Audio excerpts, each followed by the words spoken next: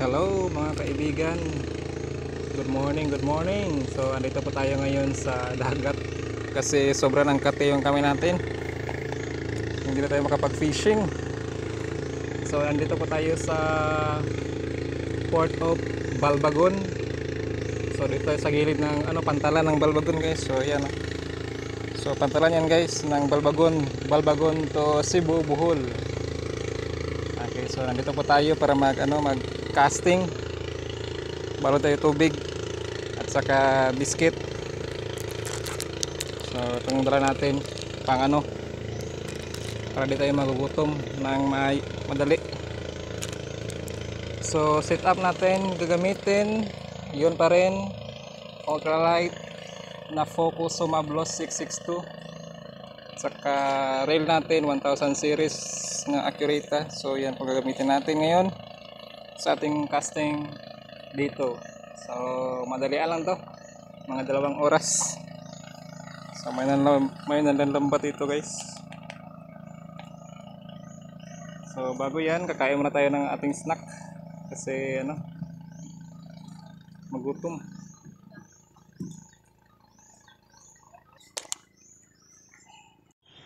So try tayo dito, guys. Try tayo haggis. Hagis na. Okay, first cast.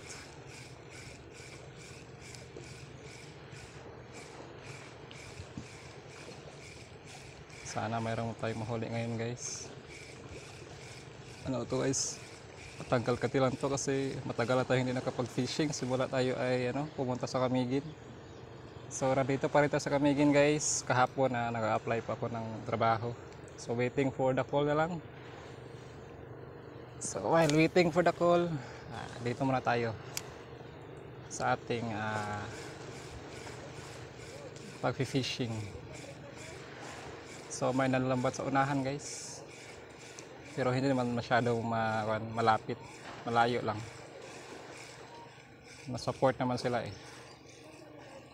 So guys, let's go.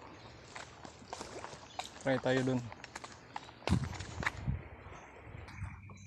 Pangit, guys, may nalalambat. May mga bangka dito, guys.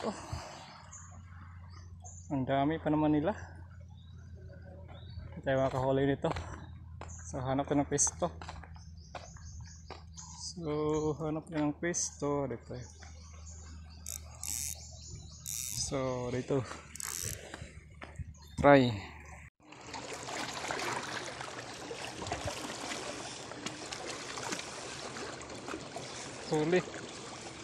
Huli yung kahoy. Aroro.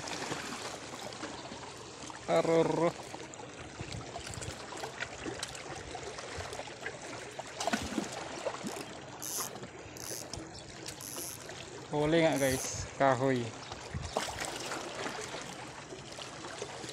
Ito na ang huli. My goodness. Kahoy yung huli. Guys, kahoy.